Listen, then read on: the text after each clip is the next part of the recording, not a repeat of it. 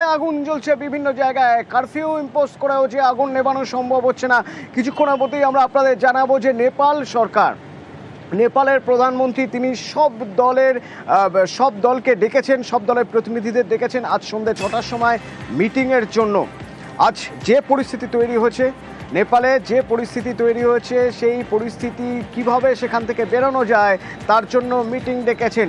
দিল্লি কিভাবে দেখছে এই পরিস্থিতি? নেপাল বন্ধু দেশ ভারতের সঙ্গে নেপালের একটা সীমান্ত তারা শেয়ার করে, ভারত আর নেপাল। এই পরিস্থিতিতে দাঁড়িয়ে নয়াদিল্লি কি বক্তব্য? আমার সঙ্গে দিল্লি থেকে মৈত্রেয়ী রয়েছে, কথা বলবো। মৈত্রেয়ী, দিল্লি কিভাবে দেখছে? দিল্লির সঙ্গে ব্যবসায়িক সম্পর্ক রয়েছে, বন্ধুত্ব সম্পর্কে রয়েছে, নেপালের এই উদ্ভূত পরিস্থিতি কিভাবে দেখছে দিল্লি? দেখো, একেবারে প্রাথমিকভাবে যদি বলতে হয়, ভারতের এই মুহূর্তে স্ট্যান্ড হচ্ছে ওয়েট অ্যান্ড অবজার্ভ, এবং একই সঙ্গে ভারতের তরফ থেকে একটি স্টেটমেন্ট দিয়ে যে মৃত্যু হয়েছে, অর্থাৎ যে পড়ুয়া সহ ছাত্রদের যে মৃত্যু হয়েছে তাদের সেই ঘটনায় শোক প্রকাশ করা হয়েছে, কিন্তু একই সঙ্গে ভারতের তরফ থেকে এটাও আবেদন করা হয়েছে যে শান্তিপূর্ণ প্রতিবাদ হোক এবং আলোচনার মাধ্যমে এই সমস্যার সমাধানের। এবং একই সঙ্গে যে কাঠমান্ডু সহ অন্যান্য শহরে যে কারফিউ লাগু হয়েছে, নেপালে প্রচুর ভারতীয় থাকেন, তাদের সুরক্ষার জন্য কিন্তু বেশ কিছু নির্দেশ দেওয়া হয়েছে। তবে সার্বিকভাবে যদি নেপালের পরিস্থিতির কথা বলা হয়, তাহলে নেপালের এই উত্তপ্ত পরিস্থিতির মাঝখানে আমরা জানি যে ভারত নেপালের সাম্প্রতিকতম সম্পর্কের মধ্যে কিছু সমস্যা দেখা দিয়েছে। যদি এশীয় সামিটের আগেও নেপালের প্রধানমন্ত্রীর চিঠি লেখা জি জিনপিংকে, সেই বিষয়গুলো যেরকম রয়েছে, কিন্তু একই সঙ্গে ভারতের পরিস্থিতি হচ্ছে, ভারত চাইছে এখন নেপালের পরিস্থিতি শান্ত হোক। তার কারণ ব্যবসায়িক সম্পর্ক যেরকম রয়েছে, এবং কখনোই ডিস্টার্ব নেবারহুড কখনো কোনো দেশের জন্য খুব একটা সুখকর হয় না। ফলে ভারতের এই মুহূর্তের অবস্থান হচ্ছে তারা ওয়েট অ্যান্ড ওয়াচ করছেন, এবং একই সঙ্গে এই অশান্তির পরিস্থিতি যাতে নিয়ন্ত্রণে আসে এবং যাতে আলোচনার মাধ্যমে এই সমস্যার সমাধান হয়, শান্তি ফিরে আসে নেপালে, সেই বিষয় নিয়েও তারা কিন্তু তাদের মতো করে পদক্ষেপ করছে। আন্তর্জাতিক সম্পর্ক বিশেষজ্ঞ সম্পূর্ণা গোস্বামী আমার সঙ্গে রয়েছেন। সম্পূর্ণা, সেদিক থেকে দেখতে গেলে নেপাল হচ্ছে বাফার কান্ট্রি, অর্থাৎ চীন আর ভারতের মাঝখানের যে দেশ সেই দেশ হচ্ছে নেপাল।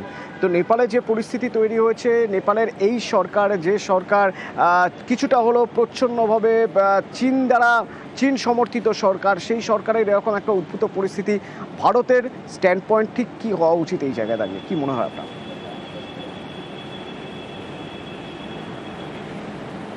দেখুন, ভারত তাদের যে নেবারহুড আছে সেই নেবারহুডে কিন্তু কখনোই ডাইরেক্টলি কোনো ইন্টারভেনশন করে না। এটা আমরা আমাদের যে আইকে গুজরাল যিনি যা ফরেন পলিসি, যেটাকে গুজরাল ডক্ট্রিন বলা হয়, সেই অনুসারে কিন্তু ভারত কখনোই ডাইরেক্টলি কোনো ইন্টারভিন করে না।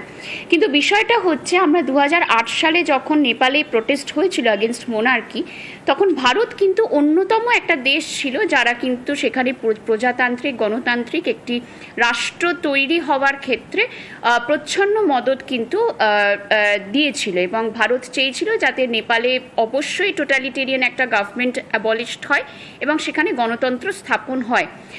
এখন বিষয়টা হচ্ছে যে এই যে মুভমেন্টটা আছে সেটাতে ভারত ডেফিনেটলি একটা নিউট্রাল স্ট্যান্সই অবলম্বন করবে, যেটা আমরা দেখেছি মায়ানমারের ক্ষেত্রে করেছে, বাংলাদেশের ক্ষেত্রে করেছে, শ্রীলঙ্কার ক্ষেত্রেও করেছে। কিন্তু সমস্যা হচ্ছে যে আজকেও দেখেছি যে লিপুলেখ পাস দিয়ে যেহেতু ইন্ডিয়া এবং চায়না তারা আবার তাদের বর্ডার ট্রেড শুরু করতে চাইছে, সেইটা নিয়ে কিন্তু ইতিমধ্যে নেপাল তাদের রিজার্ভেশনস জানিয়েছে। এবং এইটা নিয়ে আমার মনে হয় এই পরিস্থিতি একদিকে, এবং অন্যদিকে যেভাবে নেপালের আভ্যন্তরীণ রাজনীতিতে একটা মারাত্মক টার্ময়েল দেখা দিয়েছে, সবটা নিয়ে ভারতের ক্ষেত্রে কিন্তু যথেষ্ট একটা শর্ট টার্মে কিন্তু চাপ আসবে। সেটা ইমিগ্রেশন হোক, সেটা বাণিজ্যের ক্ষেত্রে হোক, কিন্তু একটা ক্ষতি আসতে চলেছে। ধন্যবাদ সম্পূর্ণা। আর বাণিজ্যের কথায় যদি বলা হয় তাহলে সীমান্তের ছবিটা একবার দেখতে হবে, সীমান্তের ছবি দেখতে হবে, কারণ এই নেপাল সীমান্ত আমাদের বিত্তামোড়ে সেখানে কি চলছে সেখানকার ছবিটা একবার দেখার চেষ্টা করি।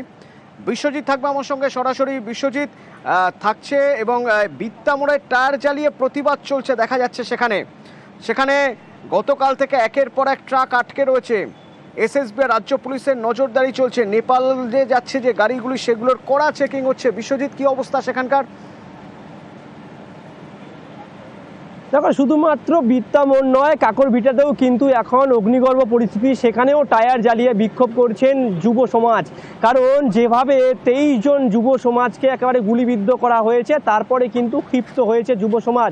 আজ সকালে কিছুটা হলেও সোশ্যাল মিডিয়া কাজ করতে শুরু করেছে, কিন্তু তারপরেও কিন্তু যা উত্তেজনা, তা পরিস্থিতি কিন্তু কোথাও খামতি নেই, কোথাও কম নেই। অন্যদিকে সীমান্ত এলাকায় হাই অ্যালার্ট গতকাল থেকে জারি করেছে এসএসবি, কিন্তু রাজ্য পুলিশ আজ থেকে কিন্তু বাড়তি নিরাপত্তা ব্যবস্থা নিচ্ছে, যাতে কোনোভাবেই সীমান্ত এলাকায় এই অশান্তি কোনোভাবে প্রবেশ করতে না পারে। কিছুক্ষণ আগেই ছবি দেখা গিয়েছিল যে সীমান্তে যিনি দার্জিলিং জেলার পুলিশ সুপার, তিনি ঘটনাস্থলে ছিলেন। তিনি কিন্তু গোটা বিষয় তদারকি করেন। যারা সীমান্তে টহলদারি রয়েছে এসএসবি, তাদের সঙ্গে কথাবার্তা বলেন। সকাল থেকে বিভিন্ন পর্যটকরা তারা কিন্তু চোখে মুখে আতঙ্ক নিয়ে নেপাল ছাড়ছেন এবং তারা কিন্তু এই পানি ট্যাঙ্কি সীমান্ত দিয়ে আসছেন। তুমি যদি ছবিটা দেখো, কার্যত কিন্তু শুনশান ছবি। সামনেই কিছুক্ষণ আগেই কাকরভিটাতে কিন্তু কালো ধোঁয়া ধন্যবাদ বিশ্বজিৎ।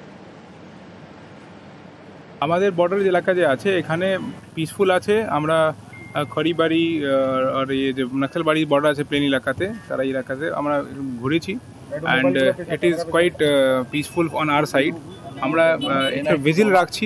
আমাদের কাছে হেল্পলাইন নাম্বার যে দার্জিলিং পুলিশের আছে, ওখানে ডেফিনেটলি করতে পারে যদি কিছু লোক সমস্যার মধ্যে পড়ে, তো আমরা যে পদক্ষেপ নিতে হবে নেব।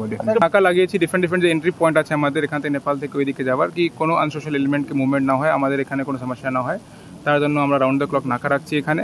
অ্যান্ড যোগাযোগ মধ্যে আছে ডিফারেন্ট যে সিকিউরিটি এজেন্সি আছে এখানে, নেপাল পুলিশ আছে যেখানে আছে, যোগাযোগ মধ্যে আছে কি যেন আমাদের ওখানে কোনো সমস্যা না বাড়ে।